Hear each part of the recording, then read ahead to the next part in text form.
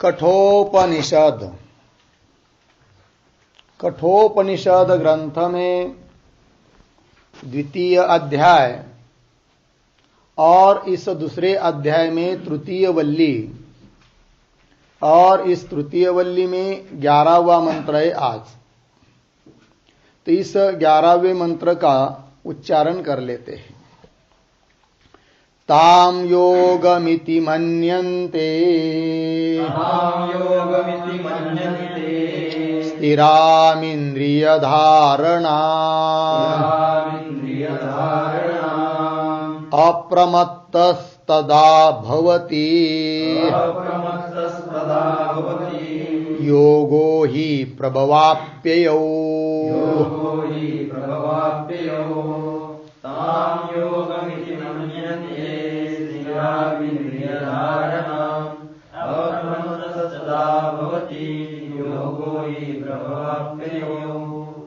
ताम योगम इति मन्यन्ते स्थिराम इंद्रिय धारणाम अप्रमत्तः तदा भवति योगः हि प्रभवाप्ययौ। ठीक अन्वय। ताम स्थिराम इंद्रिय धारणाम योगम इति मन्यन्ते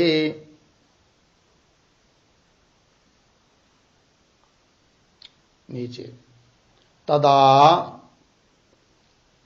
अप्रमत्तः भवति हि योगः प्रभवाप्ययौ।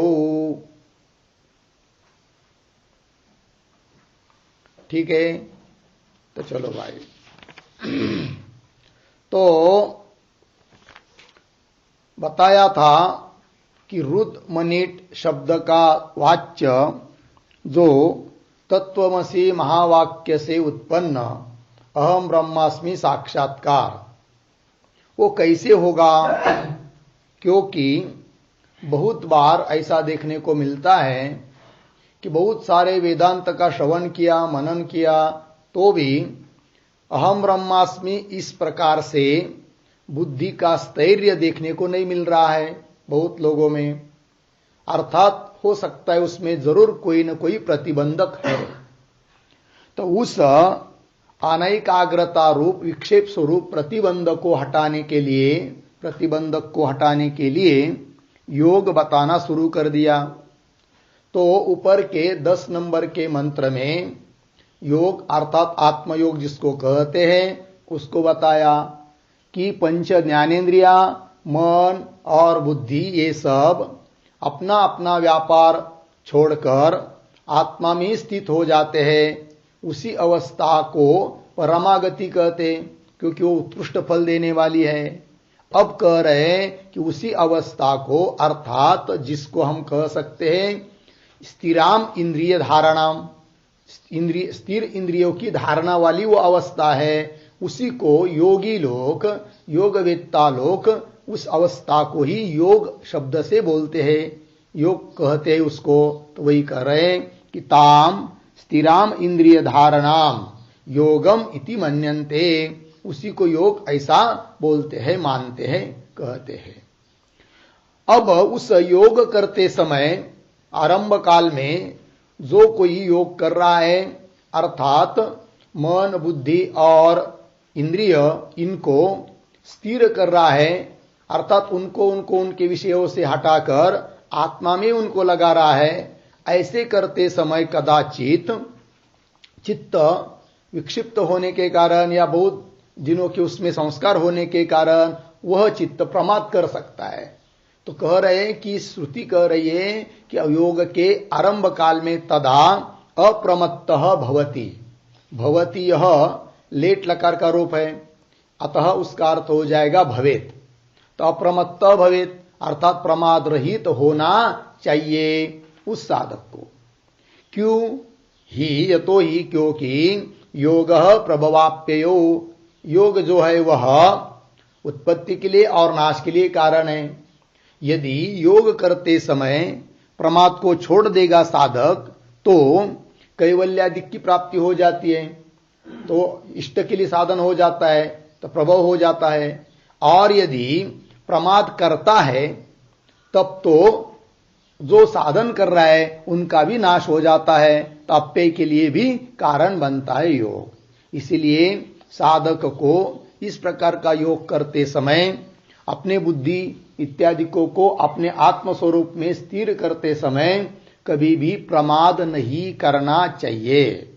अर्थात कदाचित जो दोष होते ना, लय, विक्षेप, रसास्वाद वगैरह वगैरह, वो दोष आ सकते हैं या चित्त विक्षिप्त हो सकता है, चित्त अनात्म पदार्थ की तरफ दौड़ सकता है, तो उस समय उसको हठात वहां से ले आकर आत्मस्वरूप में ही लगाना चाहिए।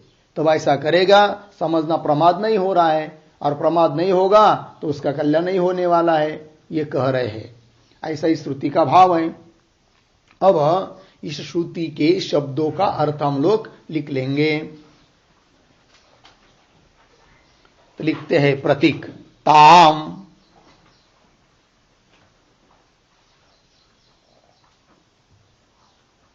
बराबर उक्त लक्षणाम, उक्त लक्षणाम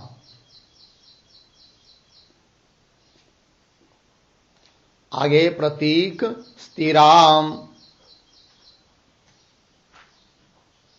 बराबर लय विक्षेप कषाय, लय विक्षेप कषाय रसास्वादादि, रसास्वादादि विघ्नैः अकंप्याम, विघ्नैः अकंप्याम, कौंस में लिखिए अविचलाम,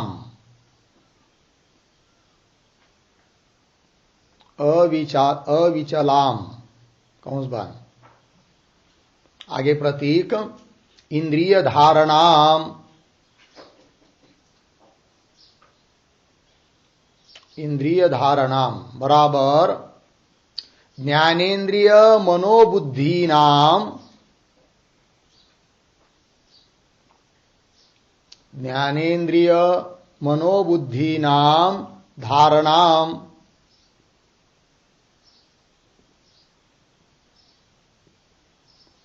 कौंस में लिखिए बाह्यांतःकरणानाम, बाह्यांतःकरणानाम आत्मनि, आत्मनि स्थापन रूप धारणाम एव, स्थापन रूप धारणाम एव कौंस बन। आगे प्रतीक योगम इति मन्यन्ते, प्रतीक है योगम इति मन्यन्ते बराबर योगपदेन, योगपदेन कथयन्ति योगिनः, कथयन्ति योगिनः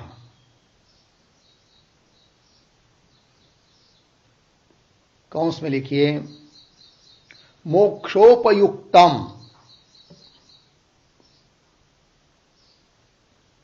मोक्षोपयुक्तम चित्तवृत्ति निरोधात्मकम,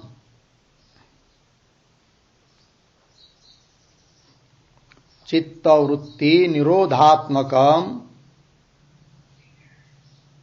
योगम, योगम इति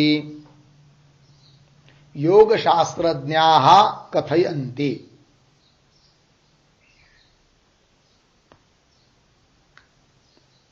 योग शास्त्रज्ञाः कथयन्ति कौंस बन। आगे प्रतीक तदा, तदा बराबर योगारंभ काले,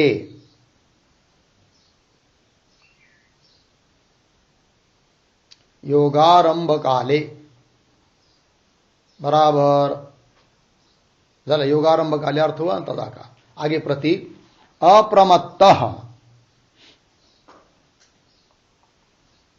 अप्रमत्तः बराबर प्रमाद शून्य सन,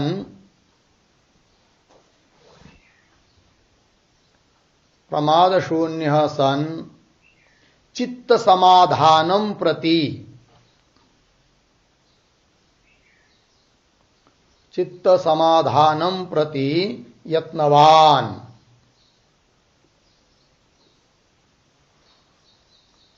प्रति यत्नवान, चित्त समाधानम प्रति यत्नवान। ठीक, आगे प्रतीक भवती,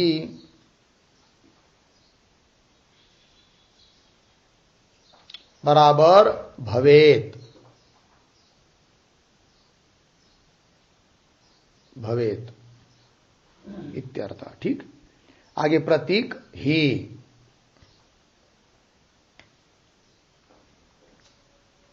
बराबर यस्मात् कारणात्, यस्मात् कारणात्। आगे प्रतीक योगः,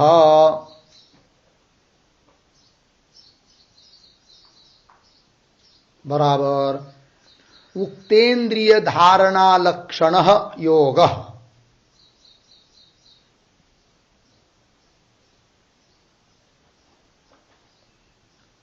उक्तेन्द्रिय धारणा लक्षणः, उक्तेन्द्रिय धारणा लक्षणः योगः। कौंस में लिखिए चित्तवृत्ति निरोधः योगः,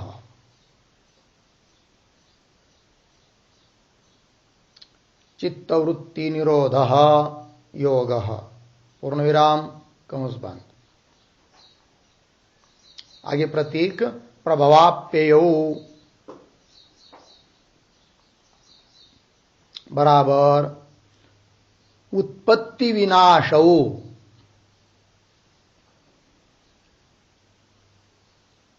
उत्पत्ति विनाशौ भजते इति शेषः, भजते इति शेषः, पूर्ण विराम। अतः, अतः अपाय परिहाराय, अपाय परिहाराय अप्रमादः, अप्रमादः कर्तव्यः इति भावः, कर्तव्यः इति भावः। ठीक, चलो भाई हो गया। अर्थ देखिए, ताम उक्त लक्षणाम, उक्त लक्षणाम का मतलब ऊपर 10वें मंत्र में जो बात कही है वही क्या है वो, स्थिराम इंद्रिय धारणाम, स्थिर ऐसी जो इंद्रियों की धारणा। स्थिर मतलब कैसी कि लय विक्षेप कषाय रसास्वादादि विघ्न, इस समाधि के विघ्न है, इसका वर्णन योग सूत्र में है। तो लय विक्षेप कषाय रसास्वाद इत्यादि विघ्नों से जो कंपित नहीं हो रही है इंद्रियों की धारणा, अर्थात अविचल, विचलता रहित जो इंद्रियों की धारणा है। ठीक है ना, अर्थात अपने अपने विषयों के तरफ जाने वाला जो इंद्रियों का व्यापार है उसको छोड़कर जो आत्मा में स्थिर हुई है। ठीक है, ये तो इंद्रिय धारणाम मतलब ज्ञानेन्द्रिय मन बुद्धि, बुद्धि नाम धारणाम। दूसरी भाषा में कहना हो तो बाह्य अंतकरण, बाह्य करण अंतकरण, बाह्य करण हुआ इंद्रिय और अंतकरण मतलब मन। तो बाह्य अंतकरणानाम आत्मनि स्थापन रूप धारणाम, उनको आत्मा में स्थापन करना, स्थिर करना, यही होती है उनकी धारणा। ठीक है जी, वही चित्तवृत्ति का निरोध है। तो उसको, इसी को ये लोग, योगी लोग योग शब्द से बोलते हैं। योगम इति मन्यन्ते, इसका अर्थ कर दिया योग पदेन कथयन्ति के योगिनः, योगी लोग योग पद से इसको बोलते हैं। मोक्षोपयुक्तम चित्तवृत्ति निरोधात्मकम योग, ठीक है ना, मोक्ष के लिए उपयोगी चित्तवृत्ति का निरोध स्वरूप जो योग है कि जो है उसको योग, मोक्ष के लिए उपयोगी चित्तवृत्ति का निरोधात्मक जो है वही योग है, ऐसा योग शास्त्रज्ञ, योग को जानने वाले लोग कहते हैं। ये हो गया। फिर आगे कह रहे हैं कि तदा, तदा मतलब योग आरंभ काले, योग का आरंभ करते समय क्या, अप्रमत्तः भवति, साधक ने हमेशा अप्रमत्त अर्थात प्रमाद रहित ही होना चाहिए, अर्थात कभी भी बेसावध नहीं रहना चाहिए, है कि नहीं। अर्थात लय विक्षेप आदि दोष आते हैं तो उसको हटाकर अपने ध्येय की तरफ ही लक्ष्य देकर सावध चित्त से रहना चाहिए। ये होता है प्रमाद रहित होना। तो वही कह रहे, प्रमाद शून्य सन, प्रमाद रहित होता हुआ चित्त समाधानम प्रति, है कि नहीं, चित्त को जो समाहित किया है, एकाग्र किया है आत्मा में, उसी के प्रति यत्नवान प्रयत्नवान भवेत, होना चाहिए। भगवती का अर्थ कर दिया भवेत। क्यों ऐसा करेंगे तो क्या होगा, कैवल्य की तरफ, कैवल्य की प्राप्ति होगी। और ऐसा नहीं करेगा तो जो भी साधना की अभी तक उसका भी नाश हो जाएगा। इसलिए कह रहे कि ही यस्मात् कारणात्, जिस कारण से कि योग मतलब उक्तेंद्रिय धारणा लक्षण योग, लेकिन इंद्रियों की धारणा लक्षण जो योग किंवा चित्तवृत्ति का निरोध रूप जो योग, वह प्रभवाप्ययो उत्पत्ति विनाशो भजते, उत्पत्ति विनाश के लिए कारण होता है, उत्पत्ति के लिए कल्याण के लिए भी होता है। प्रमाद नहीं करेंगे तो, और यदि प्रमाद होगा तो क्या होगा, वही सब विनाश के लिए भी कारण होगा। साधना आदि लय आदि आ जाएंगे, साधना नष्ट होगी, साधन नष्ट होंगे। तो उत्पत्ति विनाशो भजते इति शेष। अतः इसलिए अपाय परिहाराय, कोई अपाय न आवे, अपाय का परिहरण हो जावे, इसलिए अप्रमाद कर्तव्य। अप्रमाद मतलब प्रमाद रहित ही होना चाहिए। ये बात कह दी। हो गया जी। तो चलिए, ये हुआ मंत्र का अर्थ। अब इस मंत्र के ऊपर जो भाष्य है उस भाष्य का विचार करते हैं। तो ताम, ताम यह प्रतीक है, उसको कर रहे, उसका अर्थ ईदृशीम अवस्थाम किंवा तदवस्थाम, इस प्रकार की जो वह अवस्था। योगम इति मन्यन्ते, वियोगम एव संताम, सर्व अनर्थ योग, सर्वानर्थ संयोग वियोग लक्षणा ही इयम अवस्था योगिनः। पूर्ण विराम। थोड़ा अन्वय करेंगे तो देखिए शुरू से, ताम ईदृशीम अवस्थाम किंवा तदवस्थाम, होगा इतना। उसके बाद 2-3 शब्द छोड़कर वियोगम एव संताम, वियोगम एव संताम, पीछे योगम इति मन्यन्ते,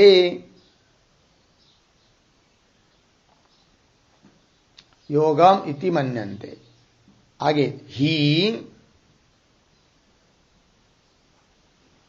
आगे योगिनः, उसके पीछे इयम अवस्था, इयम अवस्था, सर्वानर्थ संयोग वियोग लक्षणा भवती इत्यर्थ। हो गया अर्थ। देखिए, ताम ईदृशीम अवस्थाम, वो जो ऊपर 10 नंबर में बताई हुई यह जो अवस्था है वह वैसा देखा जाए तो वियोगम एवं संतम, यो वियोग ही है, किंतु उसी को विपरीत रूप से कह दिया जाता है योग। बोलेंगे ये कैसे विरुद्ध बात बोल रहे हैं कि वियोग होती हुई उसको कह दिया जाता है क्या योग है करके, योगम इति मन्यन्ते। तो वियोग स्वरूप कैसी है वो, तो उसका स्पष्टीकरण स्वयं कर रहे भाष्यकार आगे की पंक्ति में।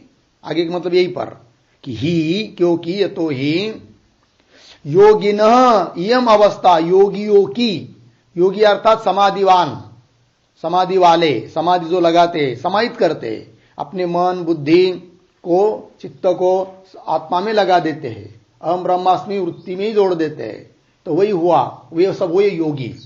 हम लोग भी योगी हो जाएंगे यदि चित्त वृत्ति का निरोध करेंगे तो इसी प्रकार।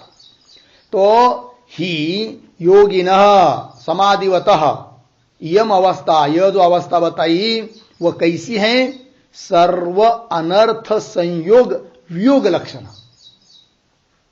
सभी प्रकार के जो अनर्थ अर्थात समस्त दुख, इनका संयोग पहले था कि नहीं, ये सब चिंतन करने के पहले, ज्ञान होने के पहले, करने के पहले अनर्थ था। अब इस प्रकार की जब अवस्था प्राप्त हो जाती है, स्थिर धारणा हो जाती है, तो सभी प्रकार के अनर्थ का जो संयोग था उन अनर्थ के संयोग का क्या हो जाता है, वियोग। अतः यह अवस्था कैसी है, वियोग ही है, तो भी इसको बोल दिया जाता है क्या, योग। ठीक है, तो सर्वानर्थ संयोग वियोग लक्षणा, इस पर एक वाक्य लिखते हैं, इसका विग्रह। सर्वेभ्यः अनर्थेभ्यः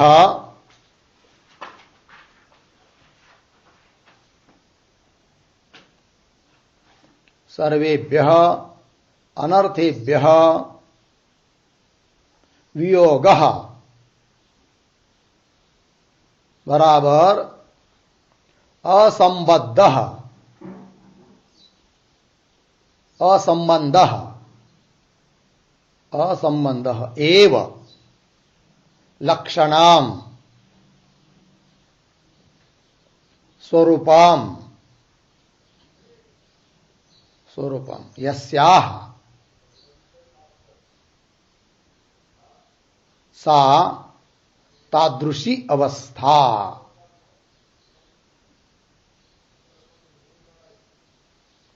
सा तादृशी अवस्था भवति।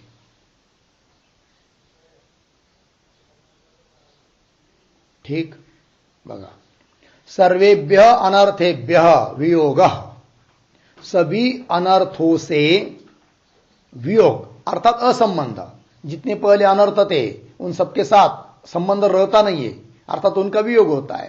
तो असंबंध एव, यही है लक्षण स्वरूप जिसका सात आदृशी, वह उस प्रकार की अवस्था है। उसी को उसको यहां एक शब्द में कह दिया भाष्यकार ने, सर्वानर्थ संयोग वियोग लक्षणा। लग गया अर्थ।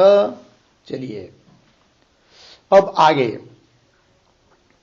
अब इस अवस्था का प्रयोजन क्या है। इस प्रकार की अवस्था यदि हो जाती है तो मन बुद्धि चित्त की स्थिर धारणा हो जाती है, तो उसका प्रयोजन क्या, तब बता रहे आगे, एतस्याम ही अवस्थायाम अविद्याध्यारोप वर्जन, अविद्याध्यारोप वर्जित स्वरूप प्रतिष्ठः आत्मा। पूर्ण विराम। तो देखिए पुनः कैसा पढ़ता हूं, थोड़ा अन्वय। एतस्याम ही अवस्थायाम आत्मा अविद्याध्यारोपण वर्जित स्वरूप प्रतिष्ठः।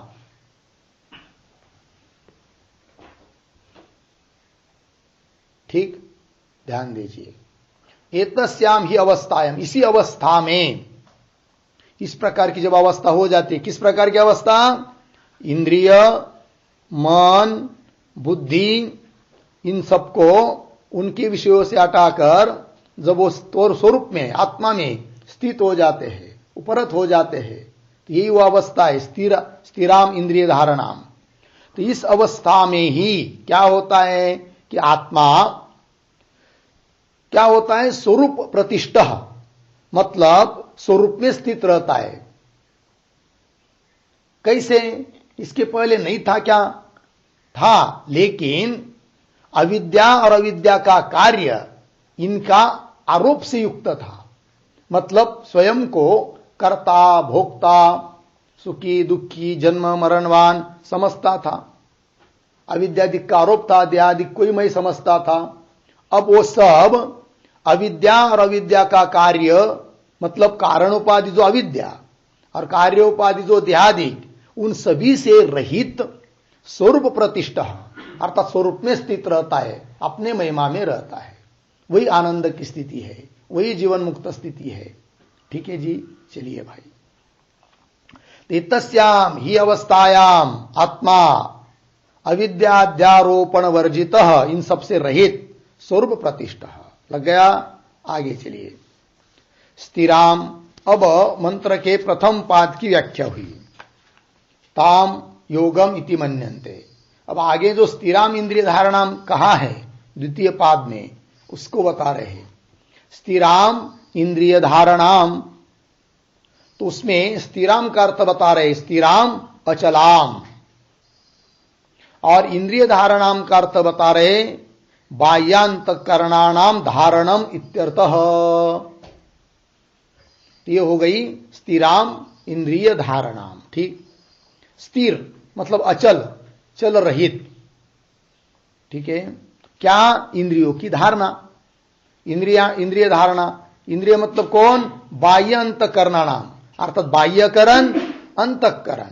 बाह्यकरण चक्षुरादिक इंद्रिय, अंतकरण मन, उन सब की धारणम, यही है स्थिराम इंद्रिय धारणाम। इसी को योग कहते हैं। लग गया अर्थ? तो पूर्वार्ध की व्याख्या हुई। अब मंत्र में जो उत्तरार्ध आया है, उस उत्तरार्ध की व्याख्या करने जा रहे भाष्यकार भगवान। अब कह रहे हैं कि योग के आरंभ काल में प्रमाद रहित होना चाहिए, ऐसा विधान करती है श्रुति। उसी की व्याख्या कर रहे हैं, अर्थात तृतीय पाद की व्याख्या की जा रही है। तो अप्रमत्तः प्रतीक है, उसका अर्थ कर रहे प्रमाद वर्जितः, समाधानम प्रति नित्यम यत्नवान। तदा प्रतीक है। तदा का अर्थ कर रहे तस्मिन् काले यदा एव प्रवृत्त योगः भवति इति सामर्थ्यात् अवगम्यते। पूर्ण विराम। अब इस वाक्य का थोड़ा अन्वय करेंगे। तो अंतिम थोड़ा आया है, यदा एव प्रवृत्त योगः, मिला पंक्ति, तो शुरुआत से करेंगे। तो यदा एव प्रवृत्त योगः, उसके पीछे तदा, तस्मिन् काले, तस्मिन् काले, शुरू से आइए अब। अप्रमत्तः प्रमाद वर्जितः समाधानम प्रति नित्यम यत्नवान। आगे भवति इति सामर्थ्यात् अवगम्यते। ठीक है, अर्थ देखिए। तो यत् तत् का नित्य संबंध होता है, तदाया इसलिए यदा बता रहे हैं। तो यदा एव प्रवृत्त योगः, जिस समय जिस काल में योग करने के लिए प्रवृत्त हुआ है साधक, चित्तादिकों का निरोध करने के लिए प्रवृत्त हुआ है, तो यदा प्रवृत्त योग तदा तस्मिन् काले, उसी काल में क्या होना चाहिए उस साधक को? तो कह रहे हैं अप्रमत्तः। अप्रमत्त कर्त कर रहे हैं प्रमाद वर्जित, प्रमाद को छोड़कर। ये प्रमाद बहुत घातक चीज है, आयुष्य को बर्बाद कर देती है। प्रमाद स्थिति, प्रमाद अवस्था, प्रमाद का मतलब सरल भाषा में कहना बेसावधपना, असावधान। अपने अपने कार्य के प्रति, जो भी अपना कार्य होगा देश काल परिस्थिति के अनुसार उस अपने अपने ध्येय के प्रति, कार्य के प्रति क्या हमेशा व्यक्ति ने सावधान रहना चाहिए। इसको कहते अप्रमादित होना। और सावधान नहीं रहेगा, कहा का कुछ कभी का कुछ कहीं का कहीं कर देंगे तो प्रमाद हो जाता है, उससे किसी चीज की सिद्धि नहीं होती है। ठीक है, जैसे हम लोगों को अभी पढ़ना है तो पढ़ने में बिल्कुल सावध ही रहना चाहिए, भूल से भी कभी भी पाठ को दांडी नहीं मारना चाहिए, मतलब नागा नहीं करना चाहिए, नहीं छोड़ना चाहिए पाठ को। भजन के लिए जाना है रोज, जाना ही चाहिए, समय पर भोजन करना है, करना ही चाहिए। ऐसा नहीं कि आज बहुत आलस आ गया और सो गए 2 दिन भर तो प्रमाद हो जाता है। और किसी भी चीज के लिए प्रमाद कोई काम की चीज नहीं है। लग गया अर्थ? व्यवहार में भी प्रमाद नहीं चलता है। जाना है आपको दिल्ली, ट्रेन का टिकट निकाल के रखा है 4 महीने पहले, और जिस दिन जाना है उस दिन ऐसा लगा थोड़ा 10 मिनट और सो लेते हैं, फिर वहां पहुंचने में, स्टेशन पर पहुंचने में देरी हो गई और केवल 2 ही सीढ़ी बाकी थी उतरने की, तो गाड़ी चल चुकी। गाड़ी ने वेग पकड़ लिया, देख रहा है जा रहे करके अपनी गाड़ी, दौड़ भी रहा है, कुछ नहीं कर पाया, गाड़ी चली गई 1 सेकंड के लिए। थोड़ा सा प्रमाद किया तो क्या होता है, फिर बहुत गड़बड़ होती है। तब पता चलता है कि 1 सेकंड का महत्व कितना है करके, है कि नहीं? तो फिर अब पश्चाताप करने से कुछ फायदा नहीं होता है। उस प्रकार हम लोगों को निश्चित समय दिया है भगवान ने, उसका सदुपयोग ही होना चाहिए। कोई चीज आपने भाड़े से लाई समझ लीजिए, और भाड़ा चुकाना है उसका, लाकर रख दिया घर में। जैसे पहले काल में कोई ऐसे भाड़े से अभी भी मिलते हैं, बर्तन हो, चाहे मंडप हो, चाहे अपनी साइकिल हो, भाड़े से कोई चीज लाइए, हाँ, गाड़ी हो भाड़े से लाइए 10 रुपया किलोमीटर के हिसाब से, और लाया और आपने यहां रख दिया। वो ड्राइवर बोल रहा है चलो ना भाई, कब चलना है? रुको ना, तुमको क्या लेना देना है, भाड़ा तुमको मिल जाएगा ना, जाएंगे, बैठो। बस रख दिया, दूसरा दिन उजड़ गया। वो बोल रहा है महाराज जी अब आज मेरा दूसरा भाड़ा है, अब आपका समय बीत गया, आप तो कहीं चले नहीं, पैसा दे दो, क्योंकि हमारा दिन फालतू गया। समझ में आया कि नहीं? अब ध्यान, उदाहरण इसके लिए दे रहा हूं मैं कि भाड़े की चीज को हम वैसे ही रखते हैं क्या, पूरा सदुपयोग कर लेते, 1 मिनट भी वाया नहीं जाने देते हैं, व्यर्थ नहीं जाने देते हैं। चलो भाई, क्योंकि भाड़ा देना है उसका, हाँ क्या, मोबाइल का डेटा, हाँ भाड़ा देना है उसका, फालतू नहीं जाने देते हैं। उस प्रकार हम लोगों को ये जो शरीर मिला है वो भाड़े से लिया है, पंचमहाभूतों से, और जो भाड़े की चीज है किराया से लिए है, तो उसको फालतू नहीं जाने देना चाहिए। जितना हो सके उससे काम करा लो, उसको मत सोने दो। आलस्य करेगा तो नहीं करने दो, 1 महीने के अंदर पंचदशी कंठस्थ करना है तो कर ही देंगे, जो होना चाहे हो जाए, है कि नहीं? उसके साथ साथ बख्शिश भी मिलेगा ऊपर से, बोनस। चलो भाई, तो चलो 2-3 लोग तो राजी हो गए, अच्छी बात है। अप्रमाद लग गया अर्थ? देखो भाई अर्थ, यदा एव प्रवृत्त योग तदा तस्मिन काले अप्रमत्त, अप्रमत्त अर्थ कर रहे हैं प्रमाद वर्जित, प्रमाद से रहित होता हुआ समाधानम प्रति, समाधानम प्रति का अर्थ होता है समाधि अवस्थाम प्रति, जो समाधि ऊपर बताई ना, वही उस अवस्था के प्रति नित्यम यत्नवान, हमेशा प्रयत्नवान ही भवति, अर्थात भवेत, होना चाहिए। लग गया अर्थ? लट और लेट के रूप समान ही होते हैं, क्यों समान ही होते हैं, किंतु वेद में प्रयोग होता है लेट लकार का, है कि नहीं? इसलिए भवती को समझना भवेत, लेट लकार समझकर। इति बोलेंगे भाई ऐसा अर्थ कैसा, कैसे निकाला आपने? तो कह रहे सामर्थ्यात अवगम्यते, मतलब योग के आरंभ काल में ही प्रमाद नहीं करना चाहिए, ऐसा अर्थ क्यों निकाला, कैसा निकाला तुमने?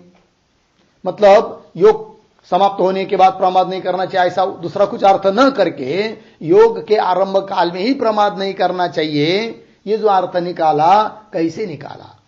तो कह रहे सामर्थ्यात अवगम्यते, सामर्थ्य से ऐसा अर्थ निकाला है। तो कौन सा सामर्थ्य?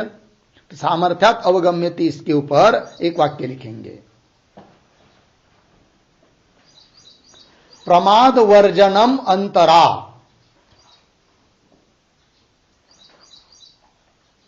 प्रमाद वर्जनम अंतरा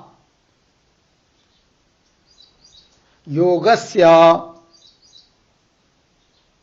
योगस्य दुष्प्रापत्वात्,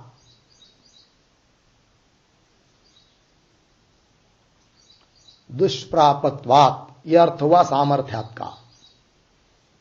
ठीक, मतलब प्रमाद वर्जनम विना, प्रमाद को नहीं छोड़ेंगे तो उसके बिना योगस्य दुष्प्रापत्वात्, योग प्राप्त ही नहीं हो सकता है। इसलिए कह दिया कि आरंभ काल में योग करते समय प्रमाद नहीं करना चाहिए। दूसरी बात, और भाष्यकार युक्ति दे रहे हैं ऐसा अर्थ क्यों किया करके, भाष्य को पढ़ते आगे। न ही बुद्ध्यादि चेष्टा भावे प्रमाद संभव अस्ति, तस्मात् प्राग एव बुद्ध्यादि चेष्टोपरमात् अप्रमाद विधीयते। पूर्ण विराम, थोड़ा अन्वय। ही बुद्ध्यादि चेष्टा भावे प्रमाद संभव, शुरू में आया न अस्ति, प्रमाद संभव न अस्ति। आगे तस्मात्, एक शब्द छोड़कर बुद्ध्यादि चेष्टोपरमात्, बुद्ध्यादि चेष्टोपरमात् पीछे प्राग एव, प्राग एव आगे अप्रमादः विधीयते, अप्रमादः विधीयते। ठीक है, अर्थ देखिए। तो योग के आरंभ काल में ही प्रमाद रहित होना चाहिए, ऐसा क्यों?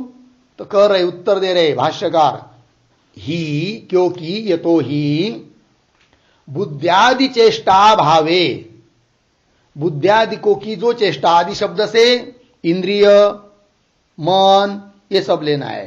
तो बुद्ध्यादि चेष्टाओं का अभाव होने पर, अर्थात समाधि काल में, समाधि का अभ्यास होते होते अब समाधि लग रही है, पूर्ण निरोध हो रहा है मन बुद्धि इत्यादि को का, तो समाधि काल है वो। तो उस समय बुद्ध्यादि चेष्टा भावे, अब कौन सा समय? वो आरंभ का समय नहीं है, पूरा समाधि का समय। उस समय बुद्ध्यादि चेष्टा भावे प्रमाद संभव न अस्ति, प्रमाद होने की संभावना ही नहीं है, क्योंकि अब समाधि लग गई है।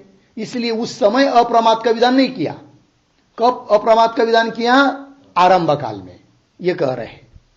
तो बुद्ध्यादि चेष्टा भावे प्रमाद संभव न अस्ति, तस्मात् इसलिए बुद्ध्यादि चेष्टा उपरमात् प्राग एव, बुद्धि इत्यादि को की जो चेष्टा, बुद्धि मन इंद्रिय इत्यादि को की जो चेष्टा अर्थात क्रिया, उनका अभाव हो, उपरम मतलब अभाव, निवृत्ति, उनके अभाव होने के पहले ही, प्राग एव मतलब समाधि की परिपक्व अवस्था होने के पहले ही, शुरू की अवस्था में ही क्या विधीयते, अप्रमाद विधीयते, अप्रमाद का विधान किया जा रहा है। पंक्ति लगी क्या क्या? तस्मात् बुद्ध्यादि चेष्टा उपरमात् प्रागेव, बुद्धि इत्यादि को की जो चेष्टा है उनका अभाव होने के पहले ही, क्योंकि चेष्टा का अभाव हो जाना वही समाधि है, तो उस समय तो प्रमाद का संभव नहीं है। अतः उसके पहले ही, प्रागेव शुरू काल में ही, अप्रमाद विधीयते, अप्रमाद का विधान किया जाता है श्रुति से। इसलिए कहा है तृतीय पाद में, तदा अप्रमत्तः भवति अर्थात भवेत्, उस समय प्रमाद रहित होना चाहिए, ये बताया।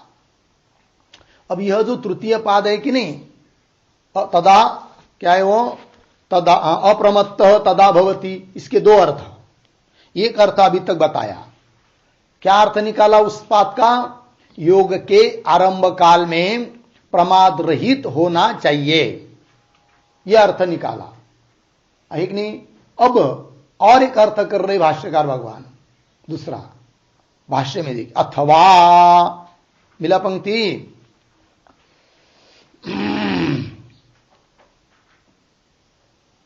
अब ऐसा अर्थ कर रहे हैं कि देखिए क्या कर रहे हैं, अथवा यदा एव इंद्रियाणाम स्थिरा धारणा तदानीम एव निरंकुशम अप्रमत्तत्वम इति अतः अभिधीयते अप्रमत्तः तदा भवति इति। ये दूसरा अर्थ हुआ। अब यहां पर जो भवति है उसका भवेत अर्थ नहीं करना है, अभी भवति ही रखना है। तो ये क्या किया जा रहा है, अब कैसा अर्थ किया जा रहा है? अभी तक ऊपर जो अर्थ किया वह योग के आरंभ काल में प्रमाद का वर्जन अर्थात अप्रमाद का विधान किया, यह अर्थ हुआ ऊपर अभी तक। अब क्या बता रहे हैं कि अनुवाद परक अर्थ कर रहे हैं, मतलब समाधि काल में कोई प्रमाद होता ही नहीं है, उस बात का अनुवाद कर रहे हैं, अनुवाद स्वरूप समझेंगे। यह दूसरा अर्थ। पहला अर्थ प्रमाद रहित होने का विधान, अब प्रमाद रहित वो स्थिति होती है उसका अनुवाद, ये अंतर है दोनों में, ठीक है ना। अनुवाद परक अब व्याख्यान कर रहे हैं। अथवा यदा एव इंद्रियाणाम स्थिरा धारणा, जिस काल में इंद्रियों की स्थिर धारणा हो जाती है समाधि काल में, तदानीमेव उसी समय निरंकुशत्वम अप्रमत्तत्वम, वहां पर अप्रमत्तत्व ही रहता है, मतलब प्रमाद रहित स्थिति रहती है। वो भी कैसी? निरंकुश, अंकुश रहित, किसी चीज मतलब वहां करने की जरूरत नहीं, प्रमाद अप्रमाद, अप्रमाद स्थिति ही वो रहती है, ऐसा अनुवाद कर रहे हैं उस स्थिति का। निरंकुशत्वम निरंकुशम अप्रमत्वम इत्यत, निरंकुश अप्रमत्व उस समय रहता है, इत्यत अभिधीयते, इसलिए कहा जा रहा है क्या? अप्रमत्तः तदा भवति इति। उस काल, वह काल, समाधि का काल प्रमाद रहित रहता है, यह अनुवाद कर दिया। लग गया अर्थ? आगे चलिए। अब इन दो अर्थों में जो पहला अर्थ है, जलापन हम लोग कह सकते विधि पक्ष, अब उस विधि पक्ष में कारण को पूछ रहे, कुतः करके। कुतः, कुतः मतलब योग के आरंभ काल में प्रमाद नहीं करना चाहिए, अप्रमादित होना चाहिए, ये क्यों? ऐसा प्रश्न। पहले अर्थ में विधि पक्ष में हेतु पूछ रहे, क्यों, कारण क्या? योग के आरंभ काल में ही प्रमाद नहीं करना चाहिए, क्यों नहीं करना चाहिए? ये प्रश्न। कुतः, ये प्रश्न हुआ। उत्तर दे रहे, योगो ही का अर्थ कर रहे, ही प्रतीक है, उसका अर्थ कर रहे यस्मात्, और प्रभवाप्ययो, ये भी प्रतीक है, उसका अर्थ कर रहे हैं उपजनापाय धर्मकः इति अर्थः। अतः अपाय परिहाराय अप्रमाद कर्तव्य इति अभिप्राय। ठीक, देखो भाई, तो योगो ही मतलब अन्वय कैसा पढ़ेंगे? ही यस्मात् योगः, फिर आगे सरल है प्रभवाप्ययो इत्यादि सरल है। तो ही यस्मात् कारण, जिस कारण से कि योग प्रभवाप्ययो, प्रभवाप्ययो का अर्थ कर रहे हैं उपजन अपाय धर्म कह योग। कैसा योग? उपजन अपाय धर्म वाला है। कौन? योग। उपजन शब्द का अर्थ होता है उत्पत्ति, और अपाय शब्द का अर्थ होता है विनाश। तो प्रभवाप्ययो का ही अर्थ हुआ उत्पत्ति और विनाश धर्म वाला है योग। मतलब योग में, योग करते समय, योग करना मतलब योग शब्द सुनते ही कोई विचलित नहीं होना कि क्या अर्थ उसका। मन, बुद्धि, इंद्रिय, इनको स्थिर करना, उनको विषयों के तरफ न जाने देकर उसको अपने स्वरूप में लगाना, आत्मा में लगाना, स्थिर करना, यही है योग। ठीक है ना जी। अर्थात चित्तवृत्ति का निरोध समझिए, थोड़े में है कि नहीं। तो इस प्रकार का योग करेंगे, और योग करते समय यदि प्रमाद नहीं करेंगे तो वही योग उस साधक के कल्याण के लिए हो जाता है, असली उपजनन के लिए हो गया। और यदि प्रमाद करेंगे तो वही योग क्या? अपाय के लिए हो जाता है, विनाश के लिए हो जाता है, उससे कुछ साध्य सिद्ध नहीं होता है। ठीक है ना। इसलिए कह दिया कि यह योग कैसा है? उपजन अपाय धर्म कह, उत्पत्ति विनाश धर्म वाला है। तो वही करे इति धर्म का इत्यर्थ, ऐसा है। अतः, ऐसा होने के कारण मुमुक्षु को क्या करना चाहिए? तो कह रहे अपाय परिहाराय, अपाय, अपाय मतलब उस समाधान का जो विनाश या लय आदि अवस्था उनका परिहार करने के लिए अपाय, लय विक्षेप आदि ये क्या है, सब अपाय है कि वहां उस समाधि काल का विनाश हो जाएगा। यदि प्रमाद करेंगे तो समाधि हो ही नहीं पाएंगी। तो उस समाधान का विनाश रूप जो अपाय, उसका परिहार करने के लिए, निवृत्त करने के लिए क्या करें, अप्रमाद कर्तव्य। हमेशा साधक ने अप्रमाद ही करना चाहिए। अप्रमाद मतलब प्रमाद रहित ही होना चाहिए, अप्रमाद कर्तव्य इति अभिप्राय। लग गया पंक्ति। चलिए अब ये हुआ 11वें मंत्र का भाष्य। ठीक है, अब आगे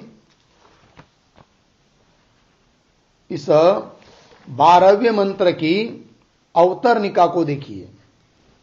ठीक है, तो बुद्ध्यादि चेष्टा विषयम चेत ब्रह्म इदम तत् इति विशेषतः गृह्येत अर्धविराम।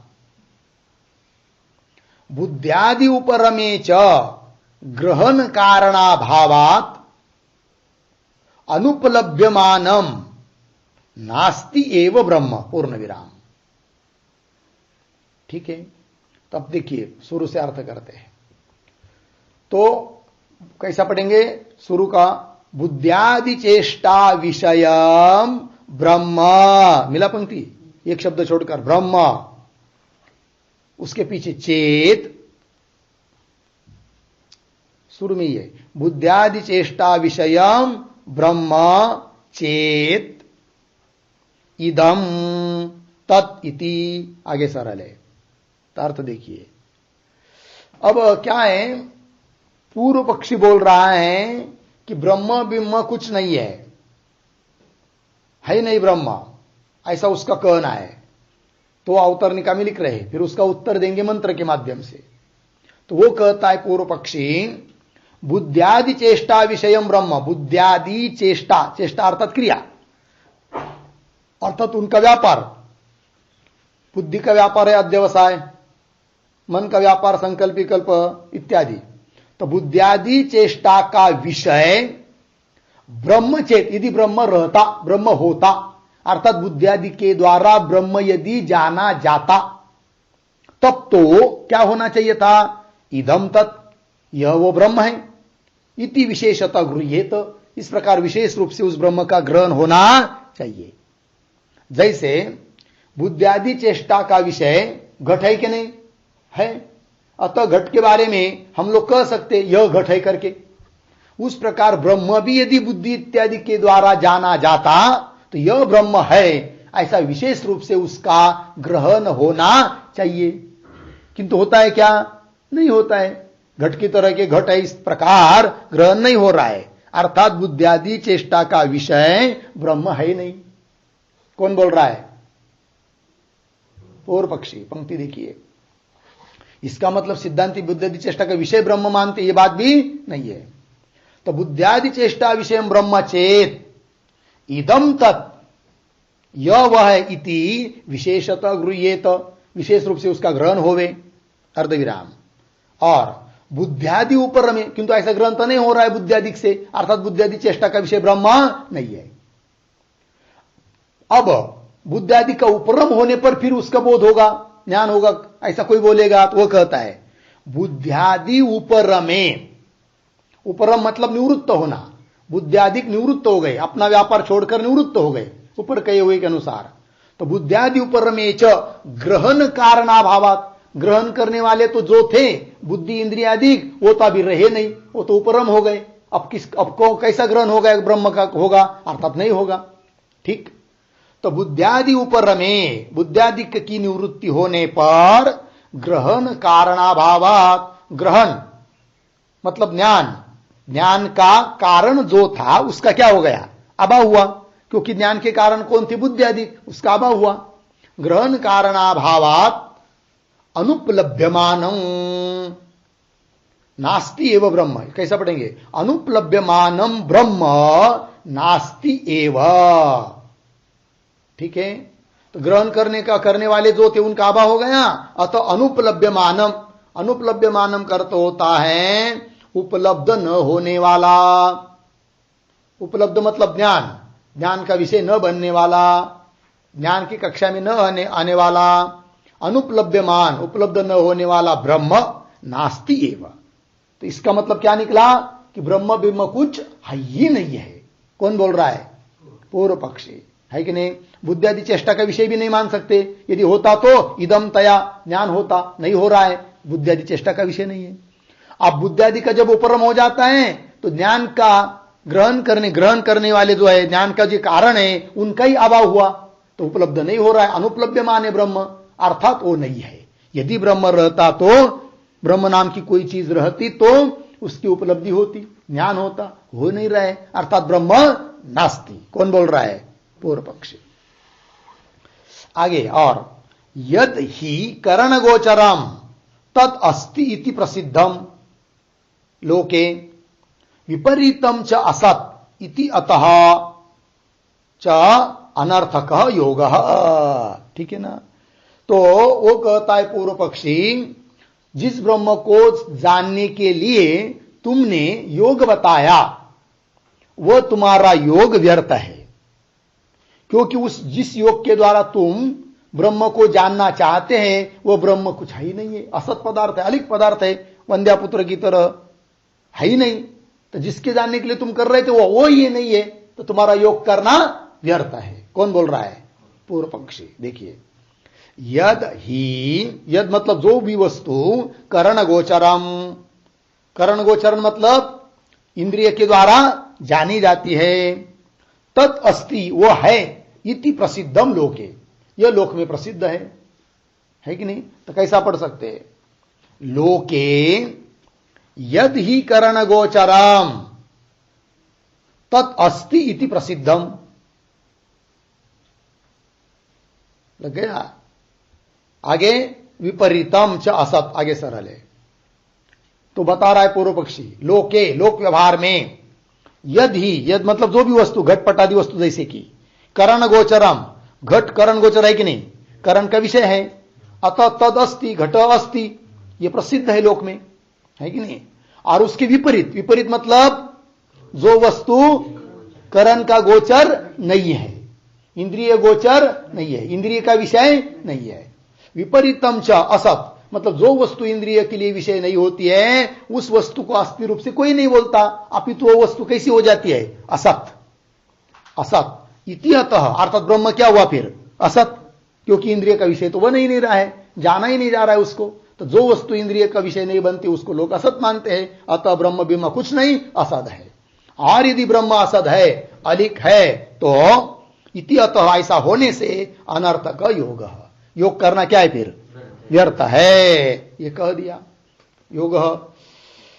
आगे अनुपलभ्यमानत्वाद वा नास्ति इति, नास्ति इति उपलब्धव्यम ब्रह्म इति एवं प्राप्ते इदम उच्यते। लग गया? थोड़ा अन्वय करेंगे। वा शब्द मिला, वा उसके पीछे अनुपलभ्यमानत्वात्, अनुपलभ्यमानत्वात्, आगे ब्रह्म, उसके पीछे नास्ति इति उपलब्धव्यम, नास्ति इति उपलब्धव्यम, आगे इति एवं प्राप्ते इदम उच्यते। अर्थ को देखिए, वा, यद्वा, क्यों वा, अथवा अनुपलभ्यमानत्वात्, उपलब्ध न होने के कारण, ब्रह्म नास्ति, ब्रह्म है ही नहीं है, इति उपलब्धव्यम, उपलब्धव्यम शब्द का अर्थ है ज्ञातव्यम, ऐसा जानना चाहिए।